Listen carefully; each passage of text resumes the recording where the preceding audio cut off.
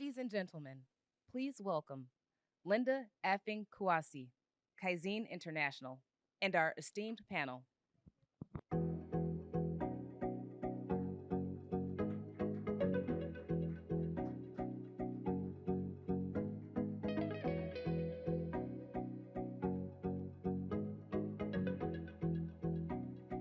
The joy of speaking at the end of the day.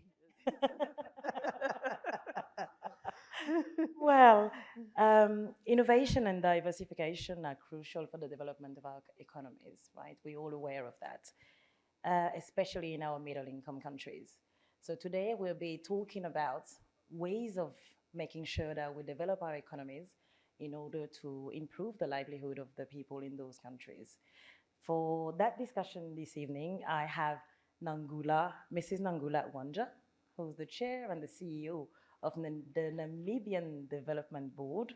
Of course, it's Namibian Development, Investment and Promotion Board. And we also have Mrs. Akunna Cook, who's the founder and CEO of the Next Narrative Africa. And last but not least, we also have Mrs. Suneeta Kaimal, the president and CEO of the Natural Resource Governance Institute. And obviously, to make sure that you're all in touch, you have me, Lynda Aphing.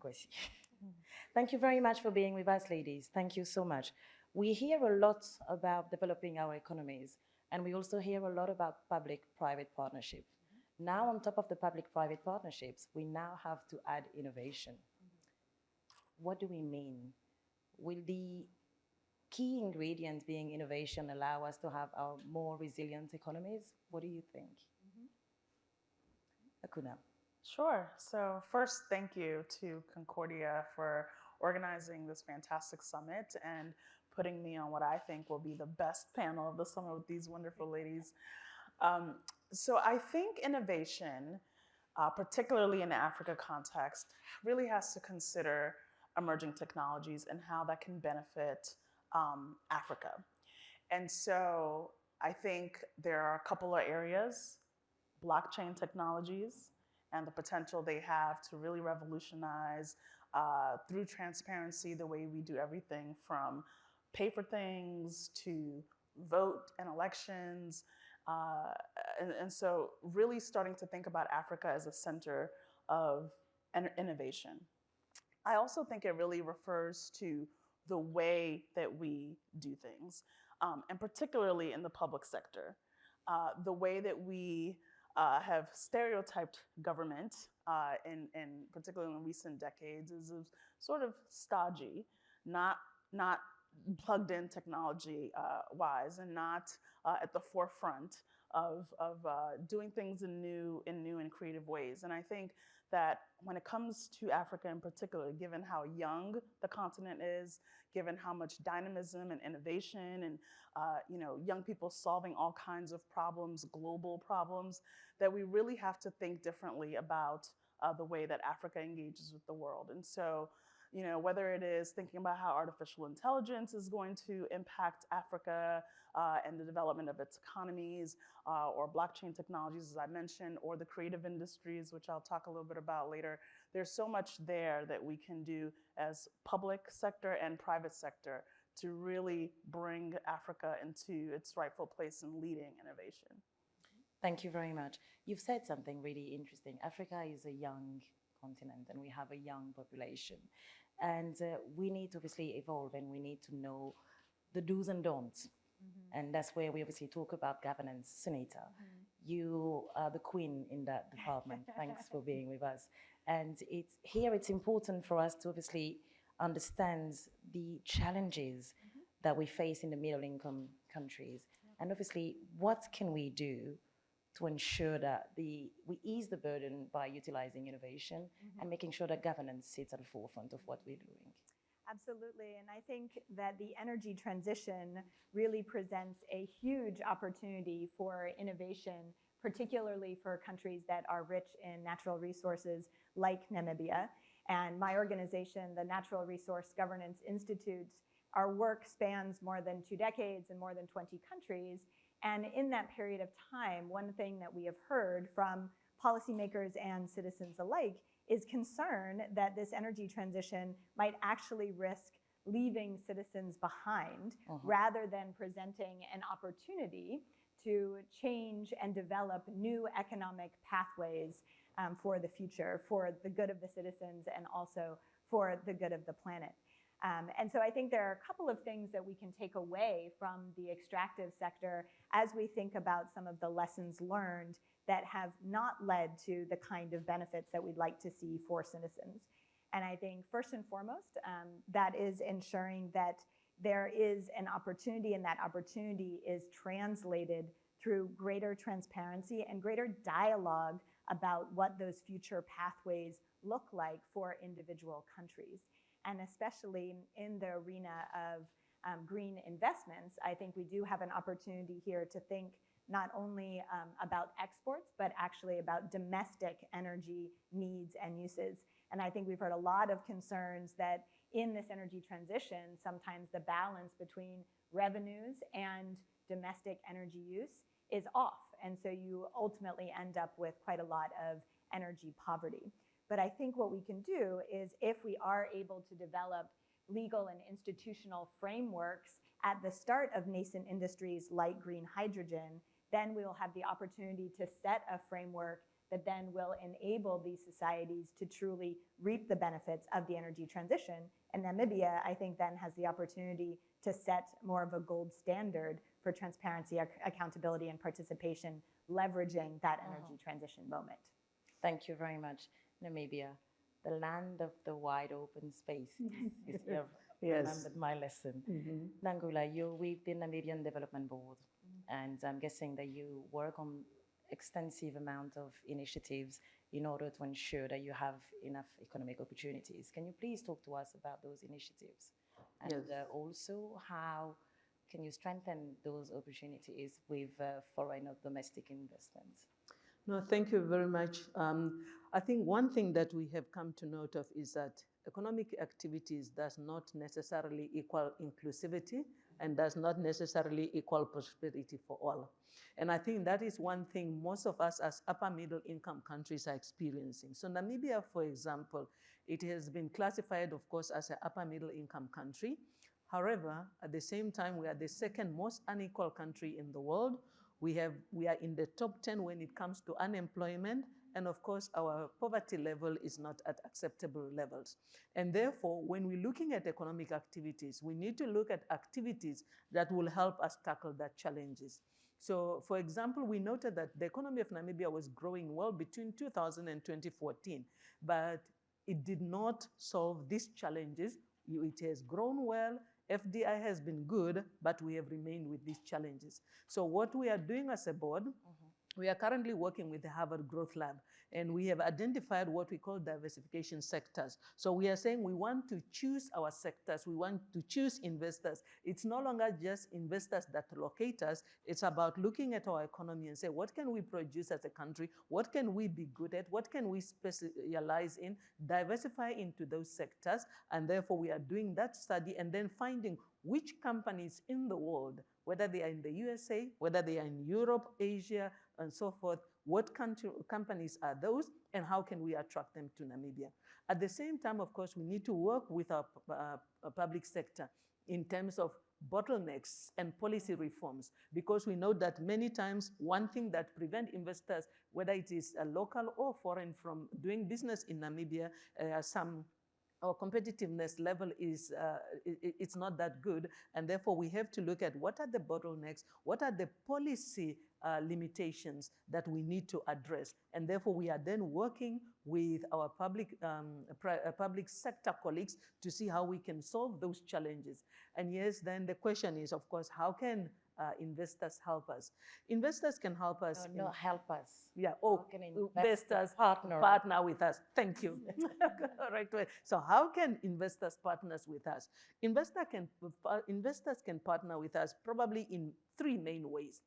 Number one is, for example, in Namibia, we have got a young, educated population, but they have not had experience. So everybody advertises for a job that is looking for somebody with experience, but nobody is willing to give experience. So how can we increase internship in Namibia? we will need that support and that partnership from the private sector. Others is, if we have got natural resources, what can we do to increase the activities of value addition in Namibia where the resources are, instead of extracting resources and then ship them somewhere else so that value addition can happen there. And then, of course, in another area where we can partner with the private sector is, how do we increase local content, whether it is with SMEs, whether it is with other local producers? How do we make sure that the local production capacity is increased and that is brought into the That's supply interesting, chain? Nangula, because I hear a lot of how we will, Yeah.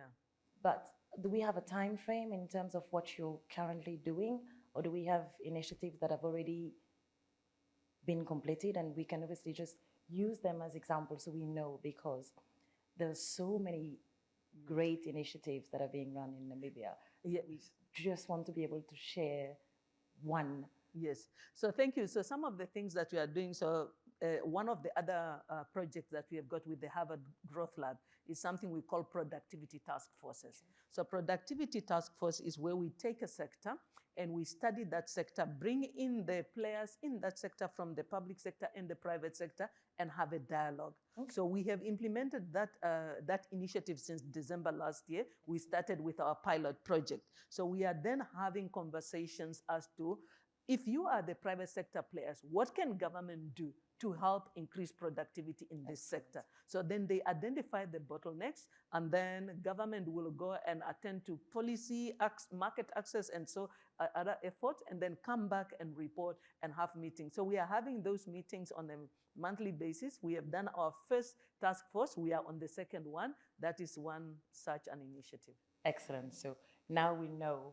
So the private sector, whenever you go to Namibia, please go and have those meetings with our Nangula here. She will be able to ensure that you have the right people. Akunna, that takes us... question of urgency and timeline, because I think this is a really important question. And I feel like in this moment, there's this sense of urgency and this need to act in Namibia and in many countries around the world. And that's in part because we're seeing increasing levels of poverty, we're seeing increasing levels of corruption around the world. But I think we need to make sure that we're balancing meeting that sense of urgency, meeting the demand for rare earths, for these kind of extractive industries that are so critical right now for the renewable transition, with the fact that we need to build the base. We need to make sure that the populations are being brought along. We need to make sure that the legal and fiscal frameworks are in place, so that ultimately in this rush to exploit the resources, we don't end up leaving, again, the citizens behind. And so it's this balance of ensuring there is that sense of urgency, there is that timeline, yet also thoughtful, concerted, and joint action with all the stakeholders who are involved in the extractive sector in particular. Which is very handy, because in what Nangula was explaining, it's clear that you have segmented the actual actions from all the stakeholders with right accountability, which is excellent. But Akunna, I'm sure you have an opinion on all those points that were discussed, especially in your previous life and the life that you're entering into now. Really, please tell us, with the Next Narrative Africa, how do you feel about cross-collaborative partnerships, and how do you think that would be the solution to ensure that we obviously innovate in our middle income? Yes, thank you, Lynda. So just about 3 weeks ago, I left my last position as Deputy Assistant Secretary of State for African Affairs, and I was responsible for economic issues across the continent and had the pleasure of leading the largest US investor delegation to Namibia. And I can attest that Nangula's done a fantastic job of really helping to coordinate the various ministries and departments across the Namibian governments to really help American and other investors. Part of the challenge that we have across Africa, but really around the world, is that there is a distinct role that the public sector and the private sector must play to drive development. The public sector has to take an active role in ensuring that there is an adequate policy environment. That includes the infrastructure in the country, it includes the security situation in the country, and I'm thinking about this as I'm getting ready to go out to make some travel around the continent and thinking about movements, right? Those are some of the things that government has to do. Government also has to ensure that it is taking in enough revenue to be able to make those kinds of investments, including in human capital resources. So as Nangula was saying, it's great that you have an educated workforce, but if they don't have the actual opportunities, you can't really drive your economy forward. The private sector also has a real significant role to play, and that is, as it is focused on making profit and meeting the needs of its shareholders, if you're a public company, you also have to work closely with the public sector to ensure that your investments are being made in a way that, for example, respects the environment, in a way that ensures that you're having adequate wages for the people that you are employing, and that you are co-creating as you are innovating. So whatever sector you're in, that you are doing it in collaboration with the public sector so that your business is sustainable and is being developed and built out responsibly. There are many reasons for that, which we can get into when it goes wrong. But ultimately, when the private sector and the public sector come together, there's really no end to what you can achieve. So quickly, in terms of what Next Narrative Africa is about, it is a media production company that is focused on telling African stories for impact. And the reason, I'll just give you a quick anecdote. I arrived in New York a few hours away, a few hours ago. And as I was walking up the train station, I walked into Starbucks and I was listening to a Nigerian artist, Rema. And her song is playing at Penn Station. And this is an example of how investors, business people, trade investors, they often are learning about Africa through the arts, through the creative industries, and displacing the images that they have had of Africa as a place of death, disease, and disaster, and replacing those with images of digital innovation, youth, dynamism, and of course the creative industries. And so by bringing stories about Africans solving problems like climate change or the health challenges that we're facing, or governance challenges that we're facing, by bringing those stories in an entertaining way to global audiences, we will both be able to change the images that Africans and the world have about Africa, hopefully drive investment and collaboration to Africa, but also develop an industry that is currently the second largest employer in Nigeria, right after agriculture. So there are many, many reasons to be hopeful and to be focused on the opportunities that are across Africa and including in middle-income countries. Thank you so much. We are going to take your last word. You're going to tell us really from where you're standing, what are you doing? What are you going to do from now on to ensure that we meet the goal that we've set ourselves in about 10 seconds? No problem. I think what I've heard is that the opportunity exists between public and private partnerships, but I want us to come back to what you said, Akunna, about the citizen, because ultimately what these public and private partnerships are trying to drive is a better quality of life for the citizens of Namibia, and we need to make sure that that inclusive dialogue is really at the heart of anything that we're building and strengthening in terms of the economy. Thank you very much. Same question for you, Nangula. Yes, I think maybe to start with inclusive dialogue, what we are doing at the board is really starting to, one of the concepts is promoting public-private forum to have that collaboration, because we all have a role to play. Government has to come up with innovative ways of establishing and making policy. Of course, private sector has to think that Namibia or entering Africa strategy by being present in South Africa, apologies, and Nigeria is not the answer. They have to look after all the countries from where they are deriving benefit. And then, of course, maybe the World Bank and others can consider that the formula for upper middle income must be more innovative. GDP cannot be the only indicators. Yes. They can add other components. And of course, then we must have public-private dialogues, because one way will not always solve the challenges. Thank you. Thank you very much, lady, for this enriching conversation. I'm sure you'll be able to find the ladies elsewhere for more questions. Thank you for allowing us to use Namibia as the example, and thank you for setting the way. Thank you very much. Thank you.